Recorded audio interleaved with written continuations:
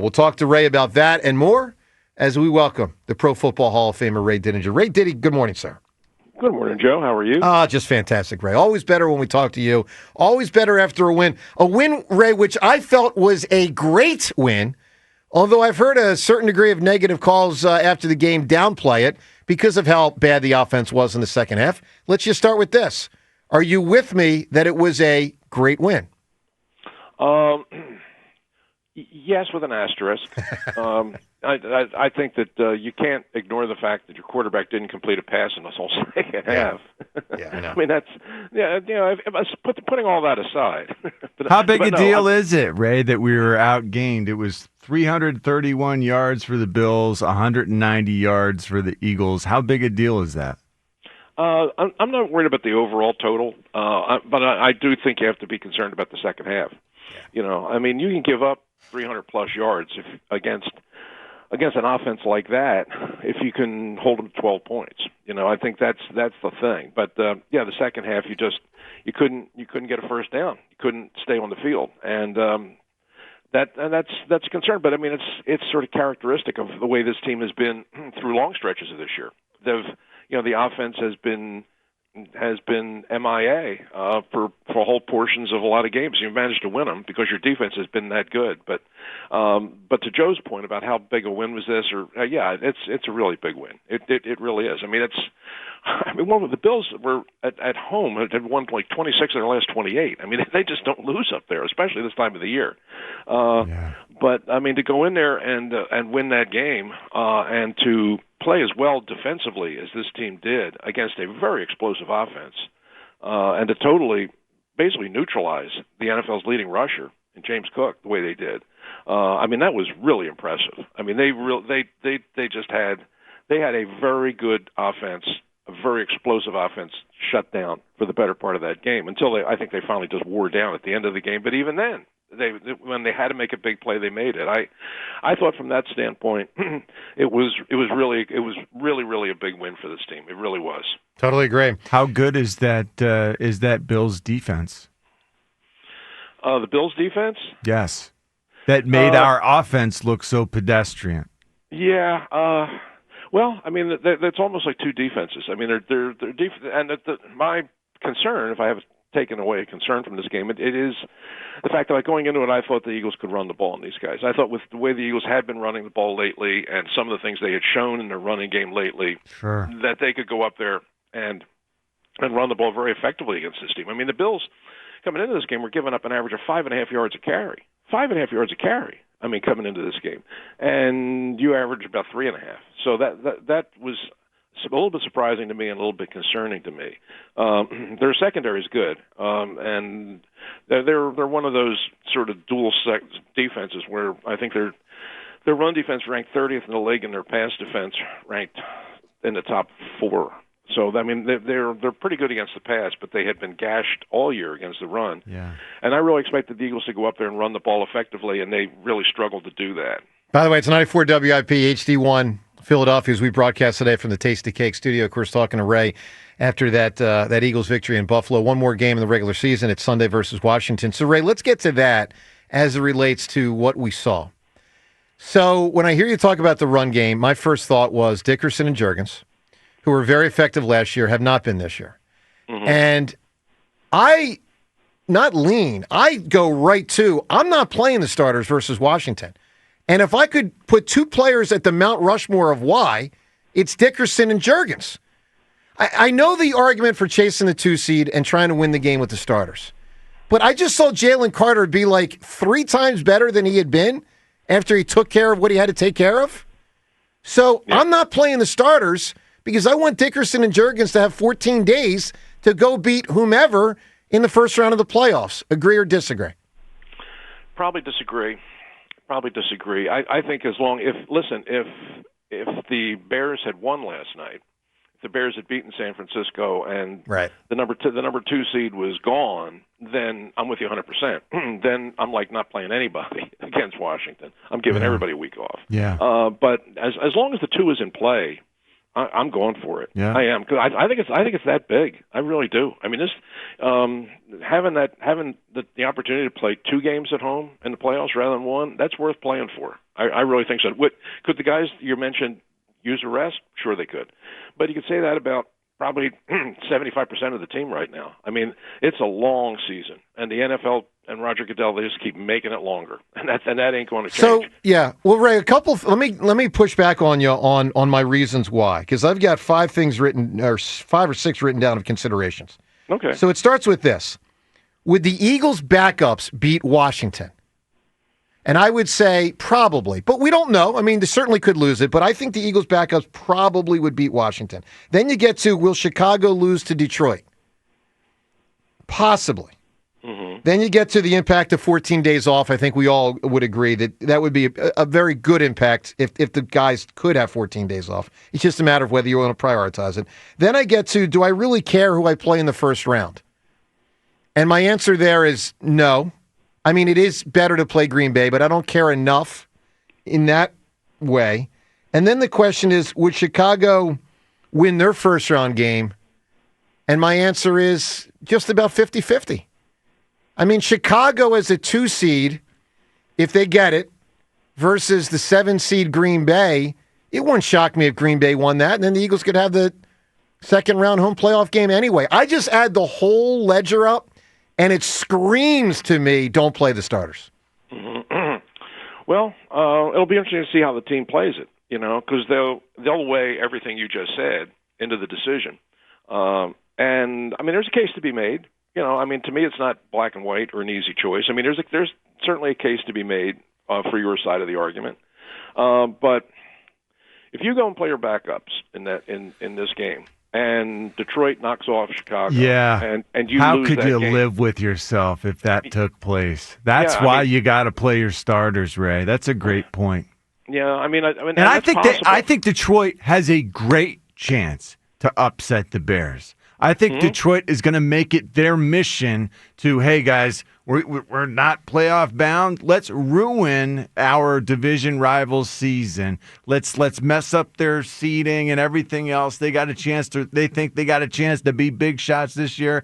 Let's take them down a rung as the season ends. I guarantee Dan Campbell's going to have that team ultra motivated, and they're going to give everything they got. They play so hard for them. They're going to be tough to beat. I think, John, I see it exactly the same way. I mean, I've heard some people last night saying, Detroit's out of it. They're going to quit now. No way. This season's been a bitter disappointment for them, which it has, for sure. Yeah. And now they're out of it. They have nothing to play for. They're just going to roll over. I don't think so. No I way. think, you look at that division, the way those teams go after each other, the natural rivalry that's built between that, and the nature of their head coach. He's going to say, look, okay, we're out of it, guys. This hasn't been the season we thought, but we're going to make a final statement here. We're going to show people that we're still the Detroit Lions, and we're going to mess up the Bears season. That's the way they're going to approach it. On the other side of it, for your team, listen, you didn't do yourself any favors with that 2-point conversion thing. I mean, you've given Washington a reason to come in here with something to play for, and they also have a head coach who takes things personally. Yeah. So, yeah, I mean, to me, it's not an easy call, but I see Joe's point, and there are probably a lot of people. And listen, no one to sneeze at. I mean, he is a tough dude, and yeah, but you know what? But you know what, John? But their team stinks. All right, that's why I think the Eagles' backups win anyway. I really do. And I think that's a slap. That's a slap. That's a slap you shouldn't try. I'm just telling you my opinion. But Ray, I'll give you another thing that doesn't factor into the decision, but I like for the Eagles to have in their back pocket. Mm-hmm. If Chicago gets the 2 seed, I like that Chicago will have to have played their starters while Green Bay will have had a bye. Green Bay ain't going to play anybody. Green Bay's the 7th seed. So Green Bay essentially right now, their coaching staff prepares for the Chicago Bears and the Philadelphia Eagles, and their players have 14 days off. And I like how that could help Green Bay beat Chicago if that 7-2 matchup comes to be. Anyways, we could go round and round. All right, Ray, let me play a piece of audio for you because I've got one concern on the playoffs, and I think it's a minor concern. But I think we'd be negligent if we didn't present it. Okay. So but one thing you should probably say that as they should not go unspoken is that Green Bay is not playing well right now. I know. I mean, they're staggering into the playoffs. Yes, that is fair. That is fair. So I mean, the rest factor and all that stuff, that might help. But right now, they have not played good football since Parsons went out. Yes, that is totally accurate. All right, Ray, I want to play this audio for you of a guy named Spencer Brown. For those that don't know, he's the offensive lineman for the Bills that got poked in the eye yesterday. And I was struck after the game when he said that he thinks Jaylen Carter did it on purpose. And I'm just curious if his suspension could be in play. Let's first listen to the audio. Spencer Brown in the Bills locker room after the game. What happened when you had to come out of the game? I took a strong right hook to my eyeball. Yeah. Was it accidental? What's up? You think it was accidental? Nah, I don't think so, but it was coming, I guess. Is that what boiled over after the game as well? Sure, you can say that. All right, so Ray, it doesn't matter if Jaylen Carter's only suspended a game. Well, let's put it this way, if you don't play the starters. But is there any scenario, Ray, where if the league looks into it and thinks he did it on purpose, could he be suspended for 2 games and knocked out for the first round of the playoffs? No, I don't believe so. Good. I don't believe so. And I we saw the play. I don't think it was deliberate. It does seem like he does a lot of head slapping, though, doesn't it? And there is the Dak thing. I'm just saying, Ray, part of my concern on the 2-gamer, if they deem it intentional, and I don't know how you prove it. Okay, I just want to start with that. But if they did determine intentional, the Dak thing's in my mind, especially if the Eagles rest their starters, I could see the league like, you know what? If you freaking intentionally poke the guy in the eye, maybe 2-gamer. I just want to present it as something to be aware of. Yeah, well, I mean, we've seen guys suspended for that, but I mean, it was a clear. I mean, there was like a no doubt about it. You definitely try to poke the guy in the eye, and if that's the case, and I've seen cases. What was the guy? Bubba Baker, Ron Heller. Yep. Bubba Baker did it on Ron Heller, where there was no doubt about it. The play was over. Remember, he just walked up to him and poked him in the eye. So I mean, there was no doubt about it, and the league came down on him as they should. This was not like that, although. We've seen Carter. Carter's gotten called for hands to the face before. I mean, that's just the way he plays, and this is going to happen sometimes. But to me, this didn't look deliberate, and I don't think it's anything that will be worth a suspension, and certainly not a suspension that would carry into the postseason. Well, I sure hope you're right. All right, Ray, final thing here. I would rather, and look, I have major concerns about the Eagles' offense. I don't want anyone to misconstrue, but I would rather be in the Eagles' spot right now than any of the other, what will be 13 other teams that make the playoffs. I'm factoring in roster. I'm factoring in who's going to be home field and who's not. And the Eagles are certainly going to have to play likely some games on the road in the playoffs. Do you agree you'd rather be the Eagles than Seattle, the Rams, the Bills, you pick anybody on either side of the conference, both conferences? Would you rather be the Eagles or someone else right now? I don't know that I would put the Eagles number one. I don't know that I'd put them ahead of all the other teams. I think that they have a very good chance because they have a great defense.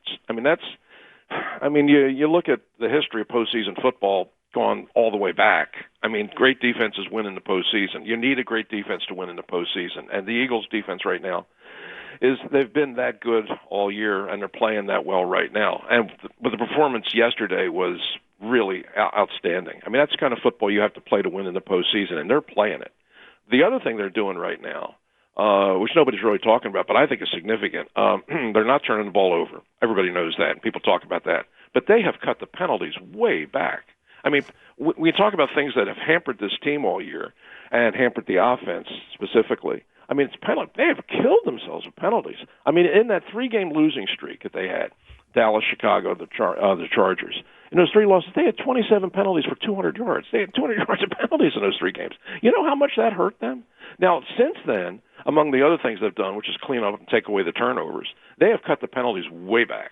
I mean, they have cut the penalties way back. I mean, they've had, in the last 3 games, they had 3 penalties, 5 penalties, 3 penalties yesterday, one of which I thought was bogus. So, I mean, they've taken that out of the game, which has helped them tremendously. So, I mean, they're playing smart football, they're playing physical football, and they're playing great defense. Now, the offense, there's no question. I mean, I worry about the fact that the offense just goes to sleep for half of the game. I thought yesterday, they played the three scoring drives they had right in the first half. I thought were really impressive. Yep. I mean, they had 3 straight possessions where they got points against, up there in tough conditions. I thought they moved the ball well. The second half, it looked to me, I don't know what the coaches were saying, but it looked to me like they tried at 13-0. They tried to just they almost shut down the offense. I mean, their play calling in the second half went back to way conservative, I thought, and they were just trying to milk that 13 points through another half against a team that's averaged 29 points a game and has shown a propensity to come back and play better in the second half. I thought that was strategically. If the idea was, now, fellas, we got enough, we're good, the way our defense is playing, let's just not take any chances on offense. I think they took that to the extreme that almost cost them the game. But going into the playoffs, I don't know. I think they're in a good spot, Joe. I really do. I also like the fact that you got this last game at home, and you should be able to win it. And then you're assured at least one home game, and maybe if things break your way, 2. They're sitting in a pretty good spot, but I wouldn't say the best spot. Fair enough.